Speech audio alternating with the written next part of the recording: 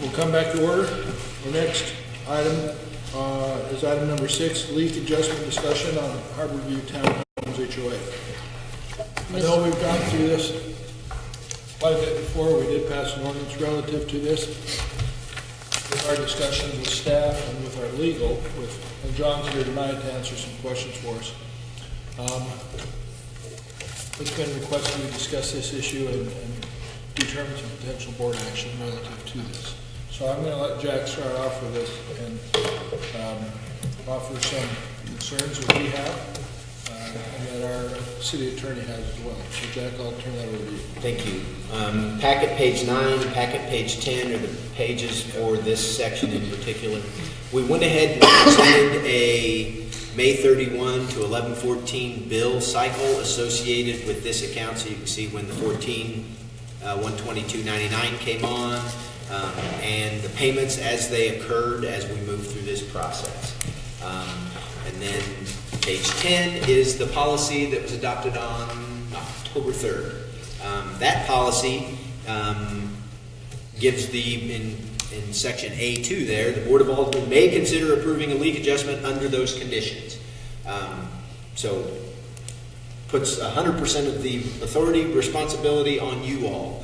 The difficulty and issue that you need to discuss with legal is if you look at page 9 and the dates from May 31 for initial accrual to there was and under the credits you'll see 8/32/37. That was the first credit that occurred after this bill was passed by you all. Everything prior to that had occurred already. And the leak had occurred in May. So I think it would be best to have, well, let's start this way. You guys opened up for discussion. John is here to address concerns that may occur associated with a retroactive or retrospective application. You guys ultimately make the calls. I'll go, if I can go first. I mean, the HOA, Mr. Foley, continually calls me wanting to know where we're at. And I know we did not make a decision before October because we informed him that we were working on the water bill ordinance. And after we had approved the adjustments or amendments to the water bill, then, we would do something. So I think we had ongoing discussions with Tim prior to that October meeting. So I don't know how that plays into the discussion we're having. I just wanted to clarify that he had reached out to us prior to October.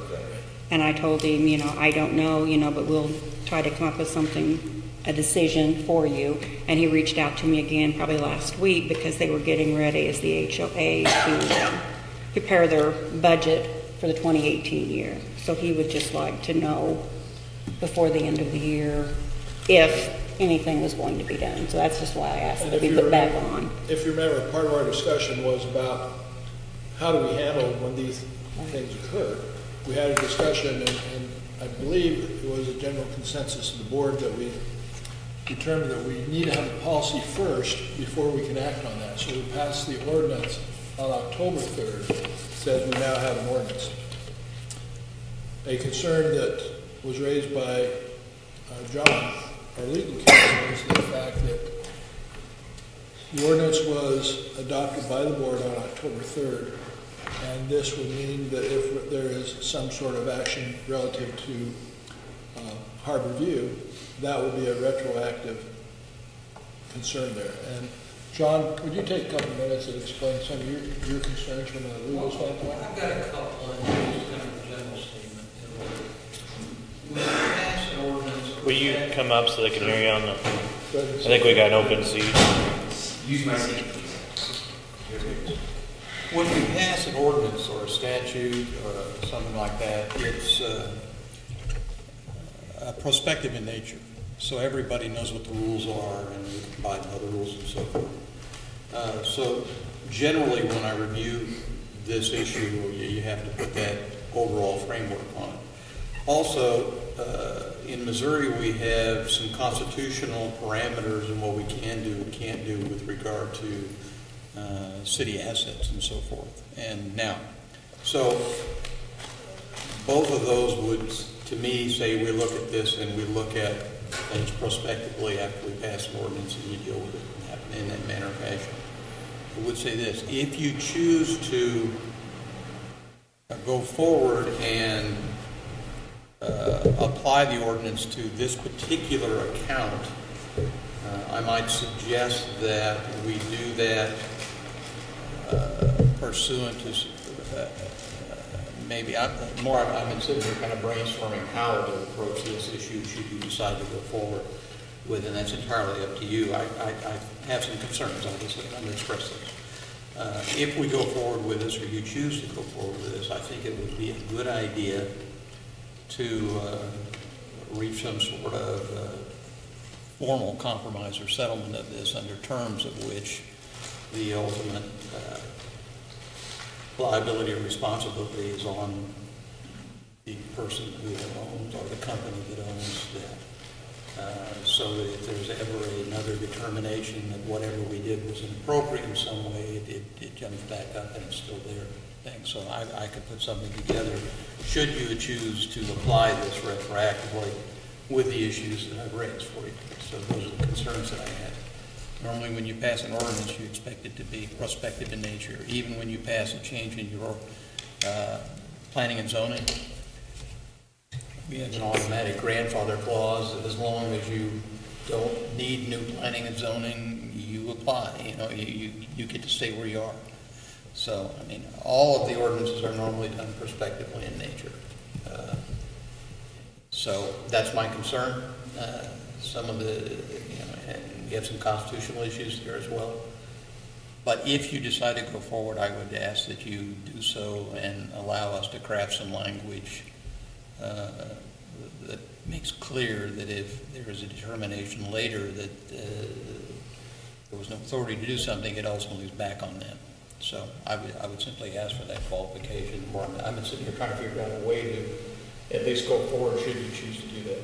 So. If we did that, could we also maybe add that legal fee that it would take to set that up? Subtract that from the settlement, so to speak. Like, how much does this guy owe, or this company owe? The original bill is $14,122 and some cents. And what are we going to forgive? It would, under the math that is in this, it would be $10,888, so $32.34 is what we would be forgiving. So then, I mean, if we have to pay legal fees to develop this, then I would say we subtract that as well.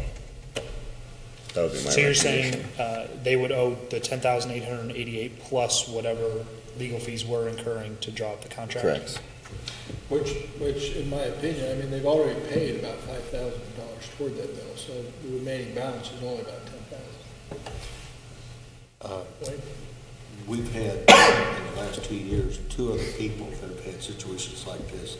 There was a guy that lives up on 4th Street that had a situation where he normally had an $80 water bill, had a $3,000 water bill, and the city refused to do anything with him. If we do that for him, does he have an opportunity to come back to the city? You're going to see other issues. How far back does that retroactive activity, do we limit it 1 year, do we limit it 5 years? Well, there is no limit the way it's written. Well, if we decide as written to me, it would be prospective in nature.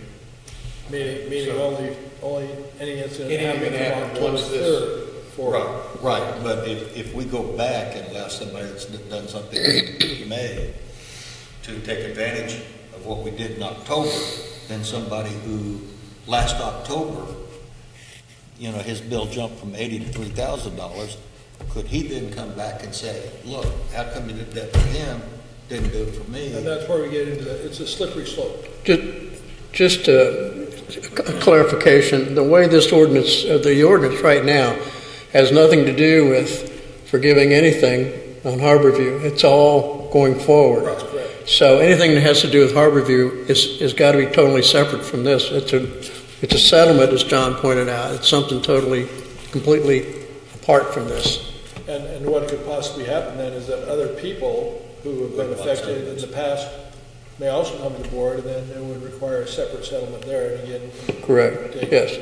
Legal action, et cetera. Should we add something to the ordinance then that gives us a retroactive type ability and then set a limit? I'm not sure you can. Okay. No, I think what he's talking about is if we're going to do something, it's got to be a specific agreement or settlement period apart from the ordinance. It's a totally different subject. We also have the issue here is that the ordinance has crafted and adopted deals with residential customers. And this is not residential customers. So I'm not sure of the applicability of this ordinance at all to this particular arrearage. So if we come back at a later point, that's something, if we're going to do that, we need to seriously look at residential, commercial, and have that if concept. you're going to work on the ordinance, that may be something you all choose to address. One thing. An HOA by nature is not a resident. It is an ordinance. The bigger thing is, this is Platte City's ordinance that we put into the packet saying, here's an example. We use their structure. I don't know if Platte City defines residential versus commercial or whatever. We didn't. We just, here's the option. And there was no real discussion on it. There it is. So, Alderman Moore. I've been against this from the beginning, because that's 2 million gallons of water that we processed, paid for, took care of. And in that 2 million gallons of water, the part of the bill that he got is infrastructure, like payment for the water plus the infrastructure that we keep up. And if we cut this bill, we lose that infrastructure money that is necessary to keep the water flowing, basically. So I've always been against this. I'm sorry it happened, but couldn't they go out and take a look when they turn the water on and make sure that it was running correctly? Well, I mean, it was a bad thing that happened, right? I mean, it's not, I don't think that. Right, it was a bad thing that happened, but it wasn't the city's fault. And actually, it was not the city's infrastructure, it was the HOA's infrastructure that failed. So my concern is, we should think about